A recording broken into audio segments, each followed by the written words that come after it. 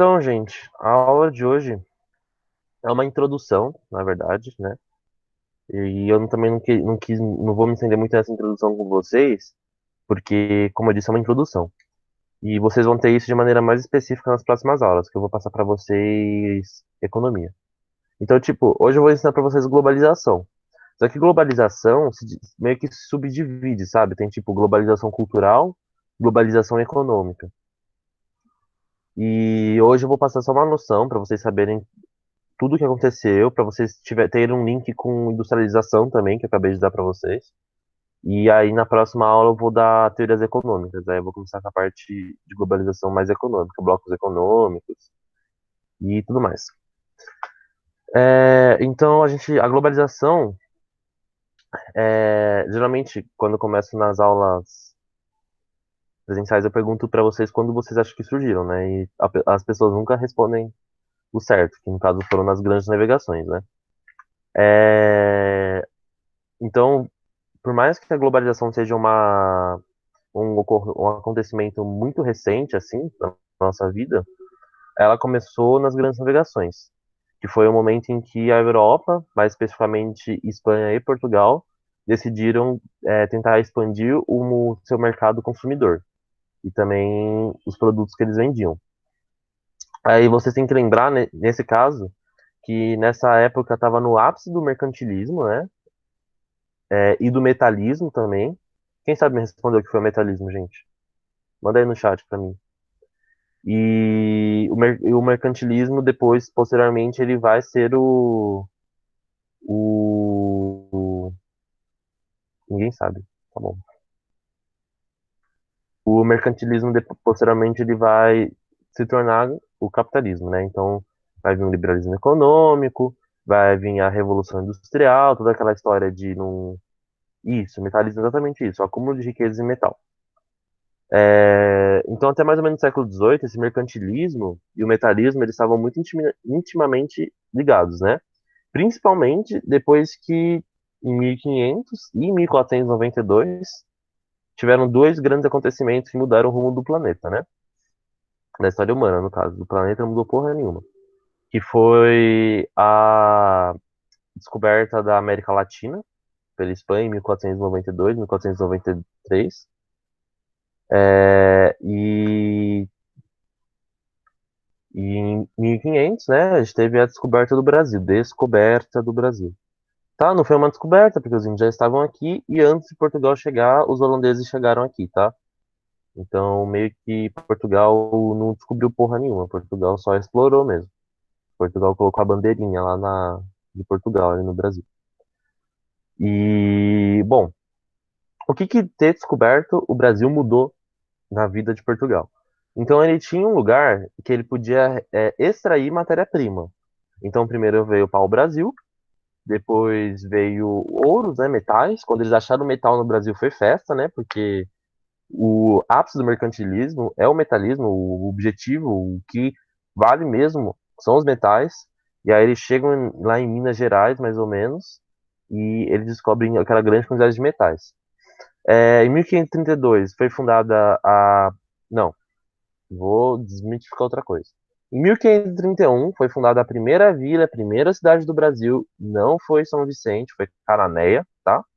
E aí, em 1532, o mesmo fundador de Cananéia veio para cá, para São Vicente, e fundou São Vicente.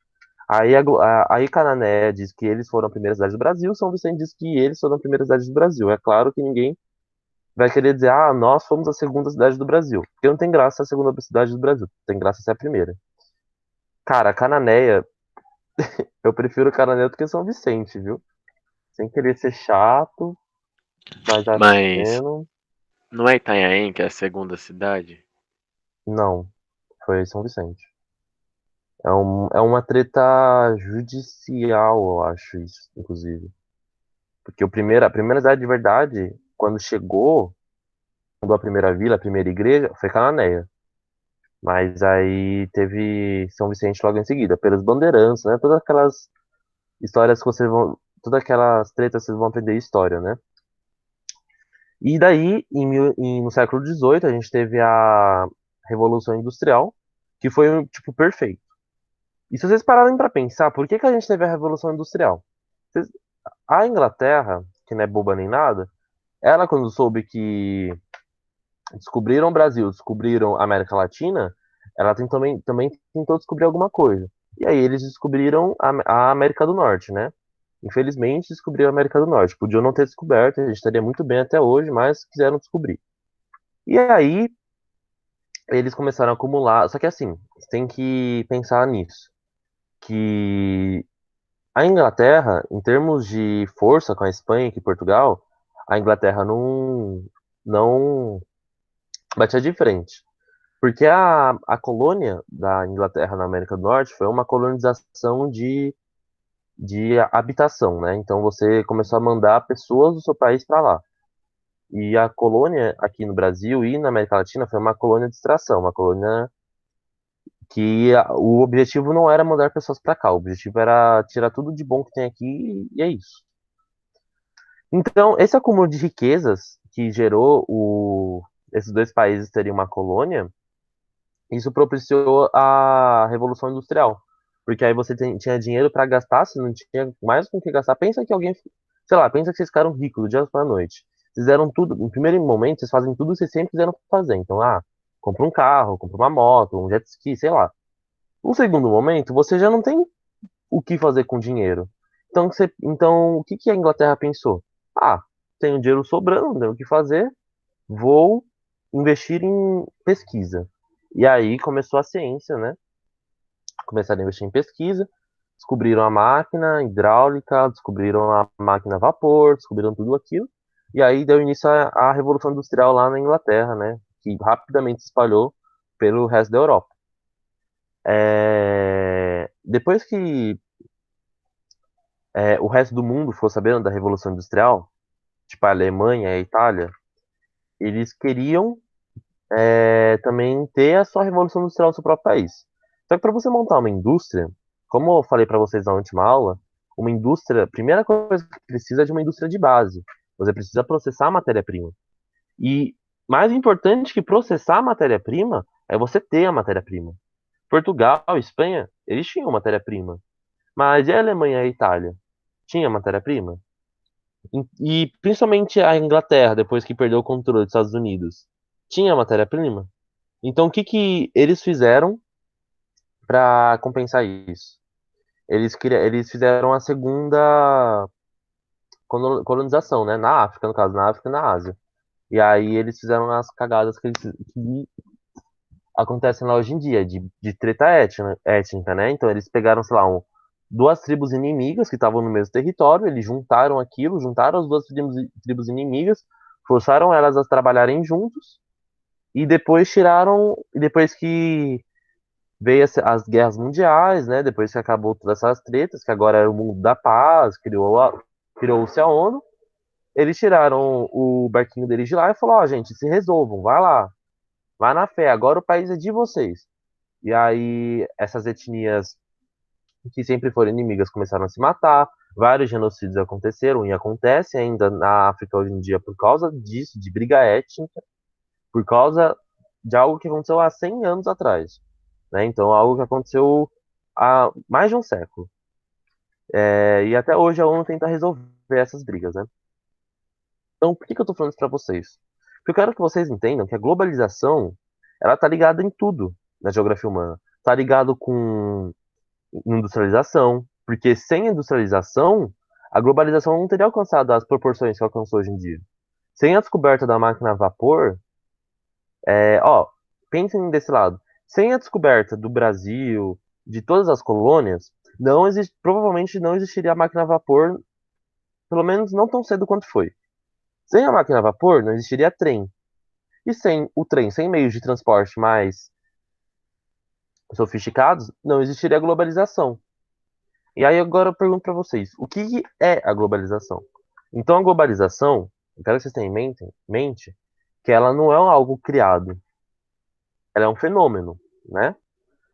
Então, ela é uma consequência, certo? Ela não é uma causa, ela é uma consequência. Por quê? Porque a partir do momento que a Europa decidiu se expandir para o mundo inteiro, que Portugal começou a querer sair da casinha dele e visitar novas casinhas, toda casinha que ele passava, ele trazia um pouco da cultura da casinha e deixava um pouco da sua cultura. É claro que ele deixava muito mais da sua cultura do que trazer, né? Porque tem muito xenofobismo e tal. Xenofobia, para quem não sabe, é a versão a estrangeiro, medo de estrangeiro, e acontece muito aqui no Brasil com os imigrantes, né? Vocês nunca viram, venham para cá no centro, Bom Retiro, vocês vão ver que é xenofobia ali. É triste, né? Vem para cá, para São Paulo, no caso. Então isso que foi acontecendo. Conforme eles foram visitando esses lugares, eles deixavam um pouco da cultura e levavam um pouco da cultura. Daí, depois que começou a Revolução Industrial, que começou, cara, que existiu o trem, barco mais rápido. Depois que, conforme a gente foi. é, Globalização tem muito a ver com transporte. Muito a ver com transporte. Por quê? Porque a partir do momento que a gente conseguiu fazer transportes mais rápidos, a gente conseguia chegar nos lugares mais rápidos e conseguia levar nossa influência para aquele lugar. Então a globalização é uma influência, certo? Ela é algo que influencia. Influência de quem? Geralmente do país que vem para cá trazendo a sua cultura, né? Então eu coloquei como exemplo o K-pop, a pop, né? O pop americano, séries latinas de sucesso, então temos La Casa de Papel, Elite e por aí vai. Filmes americanos de grande sucesso, então temos Avengers, é, Interestelar, esses filmes. Então tudo isso é um exemplo de globalização cultural. Então é uma cultura que não é nossa, entendeu? Essa cultura de cinema é uma cultura muito hollywoodiana, uma cultura muito americana. Claro que hoje em dia a gente tem o cinema coreano, e também tem o cinema brasileiro, enfim, cinema nacional. Porém, tem muitas coisas da nossa cultura que não é mais nossa. Principalmente porque o Brasil, ele é muito miscigenado, né? A gente tem a influência de mil culturas. De africano, de espanhol, principalmente de americano, porque a gente adora copiar americano. A gente tem palavras no nosso português que... assim, a gente tem palavras no nosso vocabulário que não é bem português, né? Então, por exemplo, pizza com dois Z's, que não é português, né? Porque pizza não se escreve com dois Z's no português. Mussarela, que se escreve, geralmente as pessoas escrevem mozzarella, né? M-O, dois Z's, e com dois L's, no caso seria italiano. Aqui no Brasil, o certo é mussarela, tá? Se escreve com C cedilha. E por aí vai. Delivery, que a gente não fala entrega, a gente fala delivery. E então tudo isso é influência de cultura estrangeira na nossa cultura. E também, como eu disse, não mudou somente a cultura, mas também a economia. Então, conforme as empresas de outros países foram se expandindo, que a gente vai falar disso daqui a pouco, os países também viram nisso uma oportunidade deles fazerem um acordo. Eles irem falar, vamos tirar uma casquinha, né? Vamos fortalecer, né? Então, por exemplo, a Europa olhou, a Alemanha olhou para a Itália e falou, ô Itália, se a gente se juntar, a gente pode vender o meu produto, eu posso te vender mais barato, você me vende seu produto mais barato. Como assim vender mais barato? A gente coloca imposto. Então, sei lá, se o Brasil for tentar comprar da gente, o Brasil paga o imposto. Então, o Brasil vai pagar muito mais caro pro nosso produto do que você que não tá pagando imposto. Então, vamos fazer isso, vamos fazer uma nossa panelinha e aí a gente, mano, se resolve aqui. Então, essas panelinhas, elas foram sendo criadas ao redor do mundo inteiro. Eu vou falar dessas panelinhas na próxima, não sei se na próxima, mas nas próximas horas, né? São os blocos econômicos. E a panelinha na Europa é tão grande que eles não é um bloco só econômico, é um bloco social e de livre comércio. Ou seja, você nasceu na Espanha, porém você é europeu. Você pode ir para qualquer outro país da Europa e você pode montar um negócio em qualquer outro país da Europa. Então, para os europeus, a fronteira entre eles é meramente ilustrativa, é algo mais psíquico, algo mais mental do que físico, porque o europeu não tem dificuldade de sair de um país e ir para outro. E aí mais para frente eu explico para vocês por quê, o que, que é isso e tal. E aí, com essa globalização, a gente tem as transnacionais ou multinacionais, que são empresas que se expandem para além do seu país. Então, Você, por exemplo, o Bob's é brasileiro, se expandiu o Brasil afora, e depois se expandiu o mundo afora. É uma transnacional brasileira. E isso de multinacional é uma característica muito importante da globalização, porque ela é o primeiro fator, assim, tipo, quando uma multinacional entra no seu país, por exemplo, ela traz a cultura, um pouco da cultura do país dela. Ela e também pensa assim, ela enriqueceu no país dela. Ela enriqueceu em outros milhares de países, ou milhares não, outros países, outras centenas de países. E aí ela vai chegar no seu país. Ela vai chegar no seu país com muito investimento. Então, quando o Mac chegou aqui, o Mac tinha muito dinheiro para gastar. E aí ela começa a competir com a indústria nacional. Porque os pequenos. Porque, sei lá, pensa que o Mac tinha. Mano, o Mac competir com o Bob's. Não dá. O Mac tem muito mais dinheiro para competir com o Bob's. O Bob's não tem toda esse marketing que o Mac tem. Tipo, se for ver os preços e as promoções do Bob's, não são preços absurdos. Muitas vezes são até mais baratos. Mas o Mac consegue, por causa do capital, vencer o Bob's. Então, por exemplo, o Mac começou a comprar o mesmo milkshake do Bob's. Tem a mesma fórmula. O Mac literalmente roubou a fórmula do hambúrguer de siri do Bob's, do milkshake do Bob's. Só que o que o Mac fez? O Bob's vende um milkshake de, sei lá, por 10 conto, um grande, e o Mac vende um pequeno por 11. Então, esse tipo de coisa, né? Esse tipo de briga entre as transnacionais e a empresa nacional, ela existe muito. Então qual é uma cara, por exemplo, quando vocês já provavelmente podem ouvir falar isso. Qual é uma consequência de você abrir multinacionais no seu país? Você traz investimento no país? Legal, traz. Você gera emprego no país? Você gera emprego. Porém, em contrapartida, gera concorrência para a sua indústria nacional. Então, você pode, em níveis elevados, frear a indústria nacional e até mesmo fazer ela falir, né? Você pode pegar todas as indústrias do seu país e deixar todas elas estrangeiras. Aí eu coloquei outros exemplos, né? A Fiat, a Ford, vieram para cá. Se vocês lembrarem das aulas que eu dei para vocês de industrialização, as transnacionais entraram principalmente no governo do JK, mas também de Getúlio Vargas, né? Começaram desde 1930, as transnacionais estão vindo para cá. E aí eu coloquei o exemplo de transnacionais brasileiras, coloquei o Bob's, que eu já falei para vocês. A Vale a mineradora Vale, né? Uma transnacional brasileira. A Petrobras é uma transnacional brasileira. A Odebrecht, né? E outras empresas brasileiras são transnacionais. E aí, quais as características da globalização? Então, são várias, né? Eu não coloquei todas aqui, até porque não daria, né? Pouco espaço. E também não conseguiria, eu teria que pesquisar muito para achar todas. Mas, entre elas, a gente pode falar do fortalecimento das relações internacionais, integração social, econômica e política, aumento da produção e do consumo de bens e serviços, ó, valorização de mão de obra qualificada. Isso é muito importante. E desvalorização de mão de obra não qualificada, certo? Então, isso é uma discussão, gente, que eu vou abrir para vocês daqui a pouquinho.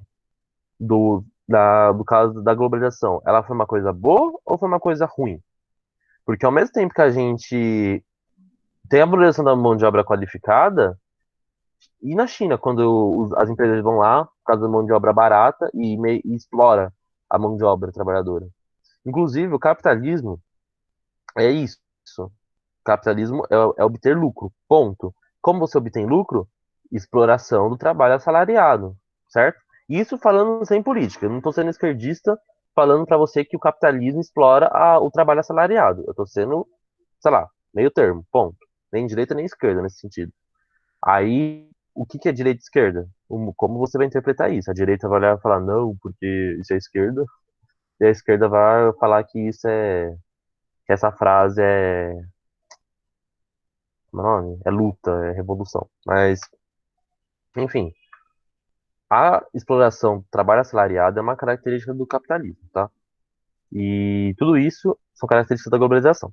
Aí eu quero dar ênfase para vocês a melhoria dos meios de transporte, né? A diminuição do espaço físico que aconteceu com a globalização. E o que é a diminuição do espaço físico?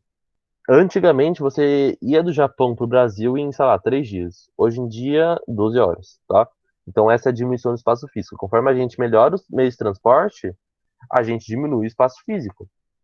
É, por exemplo, se você andar 8 quilômetros a pé e 8 quilômetros de bike, é uma diminuição do espaço físico você estar de bike, porque você vai andar muito mais rápido de bike, certo? E outra coisa muito importante da globalização é a instantaneidade e aumento da velocidade das informações. Isso é bem importante. Porque antigamente, sei lá, morreu o presidente da França. O Brasil vai saber depois de 2 dias, 3 dias. Hoje em dia, morreu o presidente da França, todo mundo sabe depois de segundos. Então a internet, ela revolucionou completamente isso. E vocês percebam isso da globalização, que esse aumento da velocidade não é só no meio de transporte, é na nossa vida. As coisas estão cada vez mais corridas, cada vez mais rápidas. Então, a sua preocupação hoje em dia é estudar, se formar, ter um emprego. E você se forma, sei lá, com 24 anos, 25 anos. Daqui a uns anos, eu não duvido a gente se formar com 18, na faculdade, com 20. Eu não duvido. Cada vez mais a gente está sofrendo esse fenômeno da globalização, que é o seguinte, é cada vez mais as coisas estão mais aceleradas, o mundo está mais acelerado. E aí você podem, mano, colocar vários filósofos que vão falar exatamente a mesma coisa. Eu vou dar um exemplo bem famoso para vocês, mas não é porque eu gosto dele, porque eu não gosto, eu acho que o trabalho dele é bem superficial, mas o Zygmunt Bauman, né? Ele fala da era dos amores líquidos. O que é isso, era dos amores líquidos? É que hoje em dia você deu fora do seu namorado e no dia seguinte você baixa o Tinder, você baixa qualquer aplicativo de relacionamento e você acha outro. Acabou, sabe? Então, nossa vida acelerou, certo? Não tem como dizer que a nossa vida não acelerou. E com isso, consequências negativas para nossa vida também. Ansiedade, cara, quem não tem ansiedade hoje em dia? O monge budista tibetano. Só. Quem usa celular tem ansiedade. O celular gera uma ansiedade. Então, quando você posta uma coisa no story, pra mim isso é sinônimo de bem-estar mental. É quando eu posto uma coisa no meu story e eu não fico caçando nome. Se eu fico caçando nome de visualizado, que é o que tá acontecendo comigo agora, infelizmente, um dia eu vou sair da situação, guerreiro. Se você tá caçando nome visualizado, cara, não é bom, não, a estabilidade mental tá afetada, entendeu? Tipo, e isso acontece, mano. Hoje em dia é muito comum, ansiedade, a pessoa não respondeu, ansiedade, a pessoa, sei lá, a pessoa deu um fora, ansiedade, você, sei lá, tá esperando uma carta de emprego, ansiedade. E hoje em dia, ansiedade em cima de ansiedade. Então, a globalização está aumentando o ritmo, o fluxo das nossas vidas, o fluxo de tempo, principalmente, e vai continuar aumentando. Então, cabe a nós saber frear um pouco isso, que foi a quarentena, né? Então, a quarentena. Sai dessa hora em trânsito. Vou parar de dar gatilho, vou parar. A quarentena, ela parou, ela freou a nossa vida. A gente tava a um ritmo de 500 km por hora, a gente foi para um ritmo de 50 km por hora. E aí, ao invés da gente parar e descansar e falar, pô, tava cansado, hein? Não, a gente acha ruim, a gente fala, porra, não aguento mais, mano. Se sai daqui. Por quê? Isso tá aqui na nossa cabeça, gente. Você acha que, sei lá, em 1918, quando aconteceu a gripe espanhola, você acha que as pessoas estavam sofrendo, que a gente sofre de ficar em casa? Não, não tava, cara. A gente sofre porque a gente era acostumado a sair toda sexta, sextou, todo sábado, sabadou, domingo, descanso. Aí agora a gente chegou num momento que ou é férias todo dia, ou você trabalha o home office, sabe? Então, digamos, pra mim, pelo menos a pandemia deu uma freada no nosso ritmo, né? E, bom, agora aquela discussão que eu queria ter com vocês, né? Que é o ponto alto da aula pra mim, que é os malefícios e os benefícios da globalização. Eu coloquei um de cada, tá? Mas eu posso citar pra vocês vários outros. Eu coloquei um de cada também porque não é difícil você citar um malefício ou um benefício da globalização hoje em dia, tá? Então, sei lá, se eu pegar pra vocês e falar poluição do meio ambiente, isso é um malefício da globalização? Se você pegar uma interpretação, você consegue chegar que isso é um malefício da globalização. Só que aí também você pegar celular, smartphone, é um benefício da globalização? É. Então, sei lá, eu coloquei aqui como exemplo para vocês, maior conexão entre diferentes lugares do mundo facilitou muito a troca de informações e, por consequência, de transações econômicas, né? O que é uma transação econômica? O que é uma negociação? É uma troca de informação. Você facilita a troca de informações, você facilita a transação econômica. Isso é um benefício, e dentro de vários outros benefícios. Porém, existem malefícios. E aí eu coloquei como exemplo o malefício mais gritante da globalização, que é a desigualdade econômica. Então, os países que eram ricos há 200 anos atrás são muito ricos hoje. Não necessariamente todos, tá? Tem países que enriqueceram porque foram mais inteligentes. Não foi o caso do Brasil, porque o Brasil foi burro em todos os momentos da história. O Brasil sempre foi conservador. O conservadorismo vai nos matar. Nota isso. Eu não sou vidente, eu sou. Mano, eu tô. Mas eu tô prevendo. O Brasil, o conservadorismo do Brasil vai matar muita gente ainda. Já mata, vai matar, tá? E a gente tá fudido. Até a gente desfazer essa mentalidade conservadora, a gente tá ferrado. Acabou. Porque se a gente não tivesse, por exemplo, em 1850, o Barão de Mauá, que ele queria começar a industrialização. O que que falaram para ele? Nós somos um país de vocação agrária. Ou seja, não mexe no meu negócio, tá? Foda-se que a globalização que a industrialização dá mais dinheiro. Eu vou plantar café. Eu vou plantar, mano, vou tirar da terra o meu sustento. E aí a gente se industrializou 100 anos mais tarde que o resto do mundo. Escravidão, mesma coisa. Elite burra conservadora. Ah, não, mas por que que eu vou legalizar a escravidão? Não, vou abolir a escravidão se eu trabalho em plantação de fazenda. Se eu, se eu não vou ganhar nada com isso. Elite burra, porque se a gente tivesse, ao mesmo tempo dos outros países, feito a industrialização, abolisse a escravidão, talvez não seria do jeito que está hoje em dia. Os Estados Unidos ele tem a mesma idade do Brasil. Os Estados Unidos tem uma situação totalmente diferente do Brasil. Então, e a gente tem mais recurso.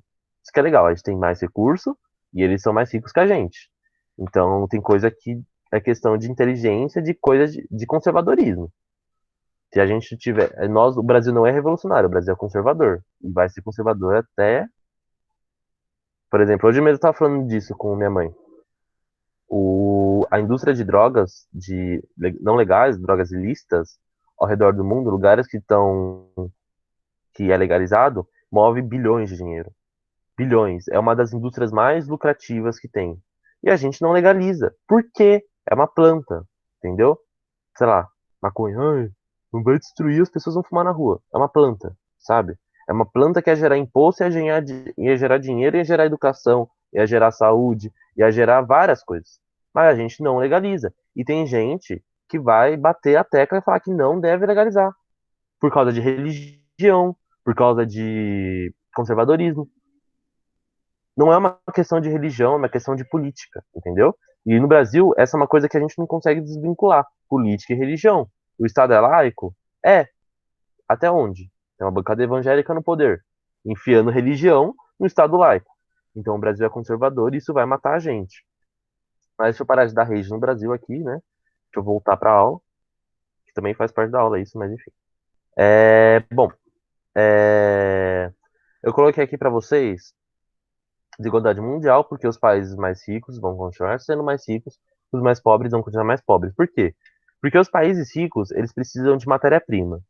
Matéria-prima hoje em dia, commodities, matéria-prima bruta com baixo valor agregado produzida em escala industrial. A gente vende commodities que têm um baixo valor agregado e a gente importa tecnologia, que é o produto pronto. Ou seja, a gente exporta a matéria-prima, importa o produto pronto. A gente exporta a matéria-prima por 10 conto, a gente importa o produto pronto por 100. Então, isso mudou a situação que a gente estava há 200 anos atrás, quando a gente era colônia de Portugal? Não mudou. A gente continua exportando matéria-prima e continua recebendo produto mastigado mais caro na nossa boca. Não mudou, tá? O Brasil poderia ter mudado? Poderia ter mudado, mas não mudou. Isso e vários outros benefícios, malefícios que tem a globalização, né? Alguém quer falar alguma coisa disso, gente? Alguém quer colocar assunto em pauta? Alguma coisa? Pode falar não, tá, gente? Não também é a resposta. Tem que. Nossa, gente, eu quero. Essa vai ser minha campanha pro mundo. Não também é a resposta, tá? Tudo certo, ninguém falou nada. Gente, não. É isso. Então não. Se vocês quiserem falar alguma coisa, estou deixando aberto espaço pra falar. Mas se quiserem falar não, também falem não, tá? Não tenho medo de falar não comigo. E por último, mas não menos importante, para ir é o meu pezinho para a próxima aula, eu quero explicar para vocês o que que é um monopólio, o que que é um oligopólio, o que que é um cartel. Eu vou explicar para vocês novamente, tá? Então não precisam, não precisa se preocupar muito com isso agora, tá? Mas mais pra frente eu vou falar para vocês.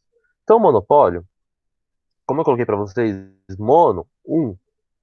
Então, o monopólio é uma situação em que uma única empresa ele domina e controla ofertas de determinadas mercadoria ou serviço, certo? Então, uma variação em pequena escala, quando duas ou pouco mais de duas empresas dominam o mesmo setor, é o truste, tá? Geralmente a gente não ouve falar truste. Geralmente, quando tem duas empresas, é cartel, a gente chama. Mas pode ser truste também. Oligopólio, oligo é poucos, tá? Pólio vem de polis, das, enfim.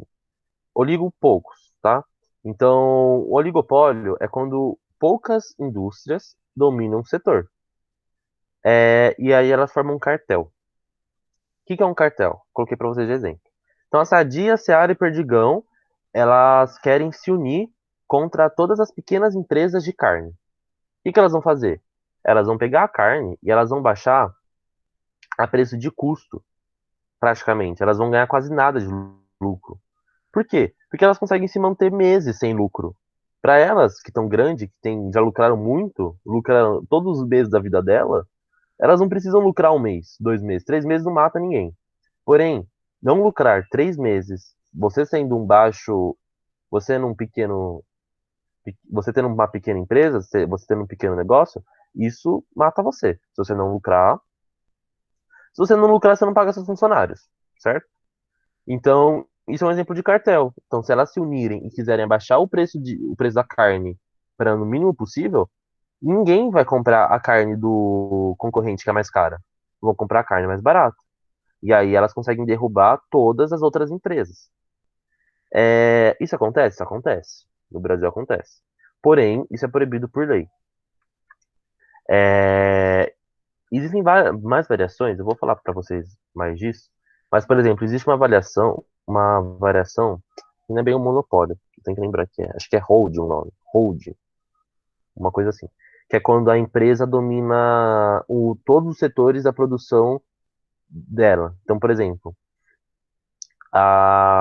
uma empresa de doce de leite, ela consegue dominar a produção de leite, a produção de panela, a produção do aço que faz a panela e o mercado. Então, tipo, a empresa cresceu tanto que ela consegue controlar todos os outros ramos industriais para ela ter o produto dela no menor preço possível. Porque se ela comprar a panela dela mesma, ela não está gastando quase nada. É... E é isso, gente. É monopólio e oligopólio. E cartel. Alguém ficou com uma dúvida? Não? Pode falar, gente. Fala ou sim ou não, enfim. E aí eu coloquei como exemplo para vocês, né, que como no Brasil é bagunça, hoje eu tô bravo com o Brasil, gente. Hoje eu tô puto. No Brasil tudo é bagunça, a gente tem monopólio e cartel. Monopólio e cartel é proibido por lei. Porém, a gente tem um monopólio, que é o Correios. Alguém já viu um outro Correio? Pode comentar aí. Alguém já viu uma entrega de carta ser feita por alguma empresa, sei lá, FedEx, e não os Correios? Alguém já viu? Vai, gente, responde. Sim, não. FedEx é do Correio. Então, essa é a minha prova que o Correio é um monopólio. O Correio é um monopólio, por lei, tá? Tem uma lei que fala que o Correio é exclusivo em, em, em fazer o serviço que ele faz, né? No Brasil. Aí tem gente que defende o Correio e fala, não, porque tem FedEx, tem não sei o que, tem outras alternativas. Não tem, gente. É monopólio. E é um monopólio estatal. E é exatamente isso que o Aero falou. Se a estatal não é crime. Então o Brasil é bagunça. O Brasil tem essa. Loteria pode, exatamente. Mas jogo do bicho não pode porque é jogo do azar. E loteria é o quê? Entendeu? Então o Brasil, ele tem esses problemas de baguncinha. E aí tem muita discussão em cima disso de estatizar o correio. E eu não sei se eu sou a favor, não sei se eu sou contra, mas eu sou contra a quebra do monopólio do correio. Porque o Brasil, ele é piada mundo afora por causa disso. A gente tem o correio, um dos correios mais caros do mundo. E o nosso correio dá muito problema, cara. Tem muito produto preso em Curitiba. Mano, tem coisas absurdas de tipo, o carteiro se revoltou e não entregou o produto. E aí o correio não cobre o gasto do produto. Porque você não tem como comprovar que você gastou R$ 50 naquele produto. Tipo, é absurdo, é absurdo. Quem já pediu alguma coisa por correio, sabe o que eu tô falando. Eu odeio correio no país, sério, no Brasil. Sério, se eu tenho oportunidade de pedir uma coisa pela internet, eu vou pelos sites americanos. Nunca vou pelo Sedex, tá? Correio só dá problema. Correio é BO, velho. Nunca vou esquecer do dia que eu comprei uma camiseta da Kéfera pra minha ex-namorada, né? Ia ser aniversário dela. Foi bastante tempo isso. Ela era muito fã da Kéfera. Eu falei, não, comprar uma camiseta da Kéfera, não sei o que, não sei o que lá, vai lá. Cara, ela fez aniversário em outubro? Outubro, eu acho. A camiseta chegou em quase dezembro. E eu comprei em agosto. Então a camiseta demorou 4 meses pra estar na mão. E eu tive que pagar o frete de novo. Então, eu odeio o correio, tá? Odeio mesmo, de verdade. Pra mim, nossa, tá tudo gravado isso que eu tô falando aqui. Viu, gente? Por isso que minha imagem é importante. Mano, sério, de verdade, eu não consigo. Assim, eu não sei se é certo estatizar. Não, estatizar não. Privatizar o correio. Mas de verdade, eu não acho que é errado também. Eu tô nesse meio termo. Eu não tenho argumento suficiente pra dizer que é bom, nem argumento suficiente pra dizer que seria ruim. Porque o expediente do pessoal do correio também, que é reduzido. Mano, muita coisa. É muita coisa.